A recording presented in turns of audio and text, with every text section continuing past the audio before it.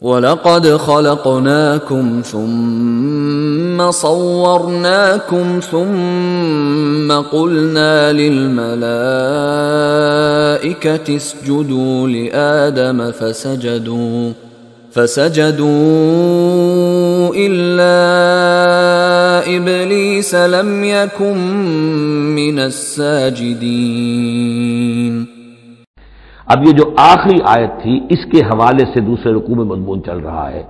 وَلَقَدْ مَكَّنَّاكُمْ فِي الْأَرْضِ، فرمایا وَلَقَدْ خَلَقْنَاكُمْ ثُمَّ صَوَّرْنَاكُمْ ثُمَّ قُلْنَا لِلْمَلَائِكَةِ اسْجُدُوا لِآدَمَ فَسَجَدُوا إِلَّا إِبْلِيسَ۔ دیکھو ہم نے تمہیں بنایا، پھر تمہاری تصویر کشی کی، پھر ہم نے کہا فرشتوں سے جھک جاؤ آدم کے سامنے۔ اب یہ آیت پھر ان لوگوں کو سپورٹ دیتی ہے جو قرآن مجید میں جو ایوولوشن کریشن جو ہے انسان کی، اس کے بارے میں یہ سمجھتے ہیں کہ قرآن مجید سے نظریہ ارتقاء کو تقویت حاصل ہوتی ہے۔ میں آپ کو بتا چکا ہوں اب تک جو چیزیں آئی ہیں کہ ایک جگہ پر آدم کی مثال دی گئی، مٹی سے بنایا، اس میں کہا کن فیکون، وہ اسپیشل کریشن کی تائید والی آیت ہے۔ لیکن یہ کہ کسی مقام پر آپ کو وہ ایوولوشن والی بات جو ہے وہ سامنے آتی ہے۔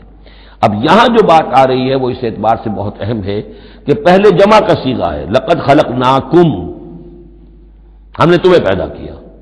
معلوم ہوتا ہے کچھ اسپیشیز پہلے پیدا کی گئی ہے، نسل پیدا کی گئی ہے۔ ثم صورناکم، پھر تمہاری تصویر کشی کی ہے، فنیشنگ ٹچز دیے ہیں، تمہیں بنایا ہے، تمہارے نقش و نگار سنوارے ہیں۔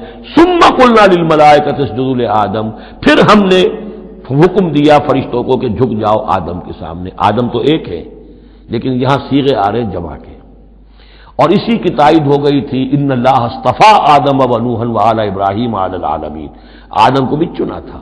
تو معلوم ہوتا ہے کہ ایک امکان ہے، باقی یہ چیزیں جیسا کہ میں نے عرض کیا تھا یہ تھیوریز ہیں، لیکن ان میں جہاں کہیں جس چیز کے لیے کوئی آتا ہے اشارہ اس کو ہمیں جان لینا چاہیے، باقی we have to keep it open.